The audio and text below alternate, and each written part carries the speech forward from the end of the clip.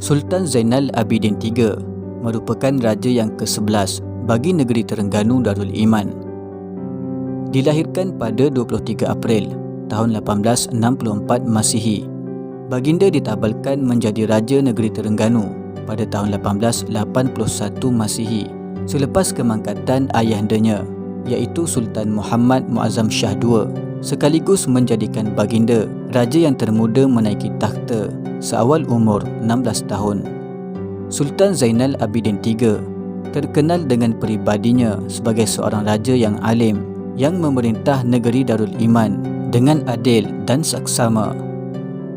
Peribadi baginda Sultan telah dididik dan dibentuk dengan baik oleh ayahandanya sendiri dan juga ulama-ulama istana yang menjadi pembentuk utama kepada diri baginda, sehingga baginda terkenal di arena sejarah tanah air sebagai seorang raja yang taat, berilmu dan merendah diri. Di antara ulama-ulama yang menjadi guru kepada baginda ialah Tok Syekh Duyung, Ungku Said Abdul Rahman atau lebih dikenali sebagai Tok Kopaloh, Syekh Muhammad bin Ismail Al-Fatani dan Syekh Ahmad bin Muhammad Zain Al-Fatani. The Studious Man adalah gelaran yang diberikan kepada baginda oleh para pegawai dan sarjana Inggeris ketika di zamannya. Gelaran itu diberikan kepada baginda adalah kerana kecintaannya kepada ilmu pengetahuan. Walaupun Sultan Zainal Abidin III menaiki takhta seawal umur 16 tahun, namun baginda bertindak menyerahkan tampuk pemerintahannya kepada pemangkunya pada ketika itu. Hal ini kerana baginda banyak menghabiskan masa mudanya dengan mempelajari berbagai bidang ilmu, khususnya ilmu agama. Selain daripada suka menuntut ilmu agama, baginda juga meminati ilmu-ilmu akademik seperti ilmu matematik, ilmu geografi dan ilmu astronomi.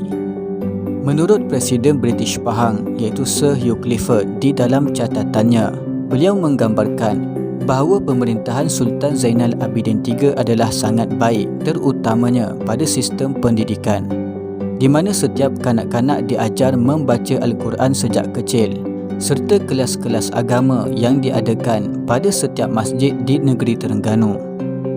Hugh Clifford berkata di dalam catatannya, salah seorang guru yang terkenal ketika itu bernama Ungku Said Keramat.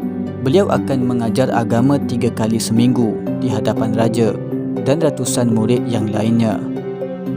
Dari segi undang-undang bagi hukuman jenayah, Hugh Clifford mencatatkan bahawa Terengganu menjalankan undang-undang menurut perundangan Islam seperti memotong tangan bagi kesalahan mencuri jika sampai pada hadnya.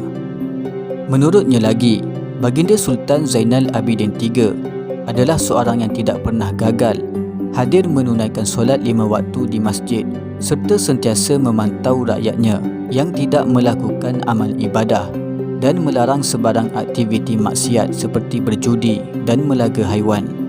Baginda Sultan Zainal Abidin III mangkat pada 26 November tahun 1918 Masihi ketika berusia 54 tahun. Terdapat catatan sarjana Inggeris yang mengatakan jika Baginda Omar adalah seorang pahlawan, Zainal Abidin pula adalah seorang ilmuwan.